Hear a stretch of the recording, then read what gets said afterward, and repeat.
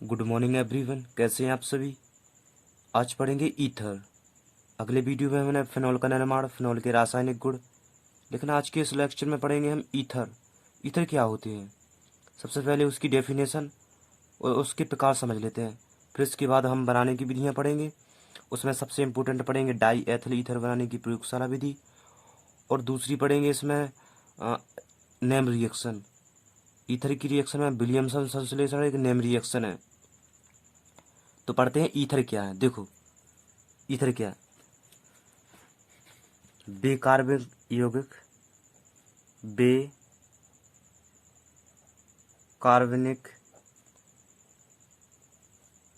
यौगिक जिनका सामान्य अणुसूत्र ROR होता है, ROR होता है,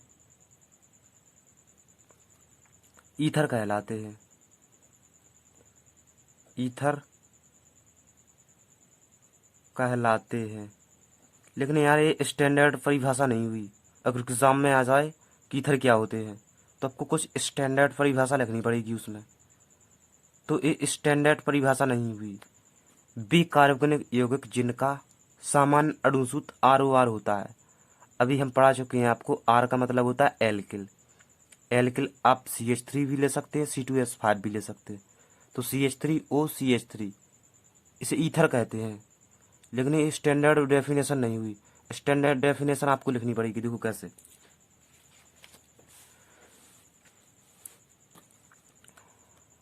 ईथर, अब ईथर की डेफिनेशन पढ़ रहे हैं ना। ईथर एलिफेटिक हाइड्रोकार्बनों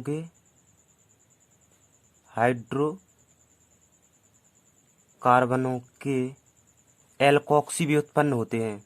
क्या होते हैं? एल्कोक्सी व्युत्पन्न। एल्कोक्सी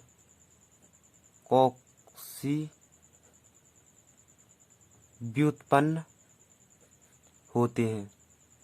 तो इसका क्या मतलब हुआ? ये रहा आपके पास एलिफेटिक, इसका रहा हाइड्रोकार्बन, इसे कहते हैं ना एलिफेटिक हाइड्रोकार्बन। तो ये रहा आपका एलिफेटिक, ये रहा आपका हाइड्रोकार्बन कि एल्कोक्सी व्युत्पन्न। एल्कोक्सी व्युत्पन्न का मतलब होता है OR व्युत्पन्न, मतलब H हट जाए इसकी जगह पर और OR आ जाए। क्या हट जाए? H हट जाए और OR आ जाए, मतलब H हट जाए यहाँ से और क्या आ जाए? OR इसके स्थान पर।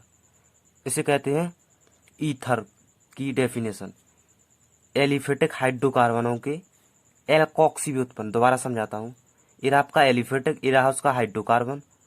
क्या कहा उसने? एल्कोक्सी व्युत्पन्न। OR को कहते हैं एल्कोक्सी व्युत्पन्न। व्युत्पन्न का मतलब होता है H हट जाए उसकी जगह पे और OR आ जाए, इसे कहते हैं एल्कोक्सी। तो ये रही आपकी स्टैंडर्ड परिभाषा, एग्जाम में आ जाए कि ईथर क्या होते हैं। तो इसके अंतर्गत हम पढ़ेंगे आज ईथर के प्रकार, कि मतलब ईथर कितने प्रकार के होते हैं। तो पहला पढ़ेंगे इसमें सम्मित ईथर। क्या पढ़ेंगे इसमें? सम्मित ईथर। देखो सम्मित का मतलब होता है समान। आप सभी जानते हैं सम्मित का मतलब होता है समान। तो आपको समान ईथर होना चाहिए, मतलब दोनों R ग्रुप सेम होना चाहिए। अगर R आपने CH3 लिया तो ये भी CH3 ले।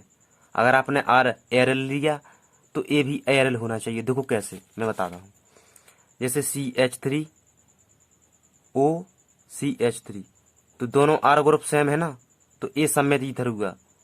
दूसरा एग्जाम्पल पढ़ते हैं इसमें, C2H5OC2H5, दोनों एल्किल ग्रुप समान है ना। C2H5 यहाँ पर भी है, C2H5 यहाँ पर भी है, तो ये क्या हुआ? सम्मित ईथर।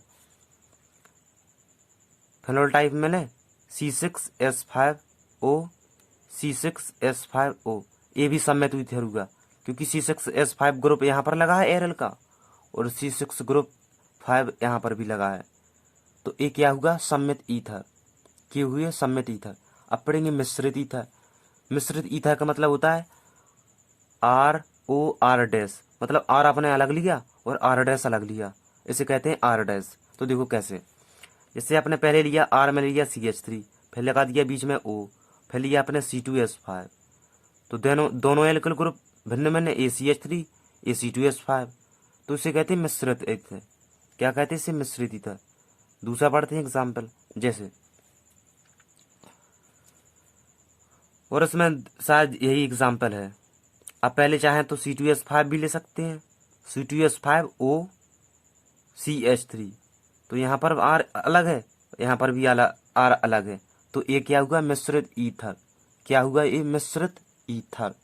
तो ईथर के प्रकार पढ़ लिए हमने, ईथर की डेफिनेशन पढ़ ली। अब पढ़ेंगे इसमें लास्ट में प्रकार। क्या कहा है इसने? एलिफेटिक तथा एरोमेटिक ईथर। देखो, एलिफेटिक का मतलब होता है R, आप सभी जानते हैं। एलिफेटिक का मतलब होता है R, आपने लगा दिया बीच में O ईथर के लिए। इसने कहा एरोमेटिक ईथर। एरोमेटिक का मतलब होता है जो इसमें बेंजीन रिंग आया, मतलब AR। तो हम ए वाले ईथर पढ़ेंगे। देखो, R ले लिया हमने, ROAR। R का मतलब होता है CH3, O बीच में लगा हुआ है ईथर के लिए। AR का मतलब होता है बेंजीन रिंग। क्या होता है? Benzene ring, C6H5। तो ये हुआ ना एलिफेटिक, ये लगा है आपका एरोमेटिक। तो हो गया ना एलिफेटिक और एरोमेटिक ईथर। दूसरा एग्जांपल पढ़ते हैं। आप चाहें तो यहाँ पर C2H5 ले सकते हैं, C2H5O C6H5। तो एक क्या हुआ? ये भी एलिफेटिक हुआ और ये हुआ आपका एरोमेटिक। समझ में आ रहा है ना आपको? ये हुआ आपका एलिफेटिक, ये एरोमेटिक हुआ। यस या नो? यस हुए। इसके बाद पढ़ेंगे हम इसका IUPAC नामकरण। क्या पढ़ेंगे? IUPAC नामकरण। तो देखो, IUPAC नामकरण कैसे पढ़ना है आपको? ईथर के O में लगा हुआ है O। ईथर का सूत्र क्या होता है? OR, ROR। तो O को पढ़ना है आपको ऑक्सी, बस और कुछ नहीं पढ़ना आपको। O को पढ़ना है ऑक्सी। और आप सभी जानते हैं अगर एक कार्बन हो तो क्या कहते हैं उसे? मैथ कहते हैं ना। अगर 2 कार्बन हो तो उसे कहते एथ। अगर 3 कार्बन हो तो उसे क्या कहते? प्रूफ। 4 कार्बन हो तो उसे कहते ब्यूट। 5 कार्बन हो तो उसे पेंट। बस, उस कुछ नहीं करना। देखो कैसे, 10-12 IUPAC नेमिंग है, आपको आना कंपलसरी है, ठीक है। देखो, ये आपके पास CH3OCH3, तो इसे कैसे नामकरण देंगे? एक सी को क्या कहते? मैथ कहते ना, मैथ। O को कहते ऑक्सी, तो ये हुआ मैथऑक्सी। एक सी लगा तो कहते हैं मैथ, तो मेथॉक्सी मैथेन। क्या हुआ? Methoxy methane, methoxy methane. देखो, अब दूसरा है इसमें CH3OC2H5। देखो, C2 को कहते एथ, कहते ना एथ, इसे कहते मैथ। तो पहले कौन आता? एथ आता या एम आता? अल्फाबेटिक में पहले आता ए आता ना। तो इससे आपको नामकरण देना पड़ेगा।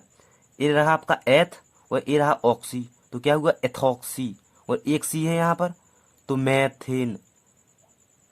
क्या कहेंगे? Ethoxy, ethoxy methane. उम्मीद करता हूँ समझ में तो आ रहे होंगे आपको। देखो, यहाँ पर लगा है O, तो देखो आप, ये रहा आपका C2H5, 1 2 3, इसे कहते हैं एथ, कहते हैं ना एथ। इसे कहते हैं प्रोप। 3 कार्बन है ना इसमें, 1 2 3। तो पहले कौन आता? ए आता या पी आता? पहले कौन आता? ए आता, पी? पहले ए आता ना। तो इसको नामकरण देना पड़ेगा आपको पहले। ये रहा आपका एथ और ओ लगा बीच में, तो एथॉक्सी। तो क्या हुआ? एथॉक्सी। और 3 सी है तो प्रोपेन, है ना। तो क्या हुआ? Ethoxy propane, ethoxy propane. अगला पढ़ते हैं इसमें तीसरा। देखो, लंबी चेन ढूंढो। पहले आपको IUPAC नामकरण में क्या करना पड़ता है? लंबी चेन ढूंढो। लंबी चेन कैसे में बढ़ रही है? ऐसे में बढ़ रही है कि ऐसे में? ऐसे में बढ़ रही है, यस। तो अपन लंबी 1 2 3। अब देखो, 2 पोजीशन पे क्या है? OCH3, OCOCH3। CH3 को कहते मैथ, एक सी है ना, तो एक सी को कहते मैथ, है ना। एक सी यहाँ पर, एक सी को कहते मैथ। ये ओ लगा है तो क्या हुआ? मेथॉक्सी होगा ना। एक सी को कहते मैथ और ओ लगा है तो मेथॉक्सी,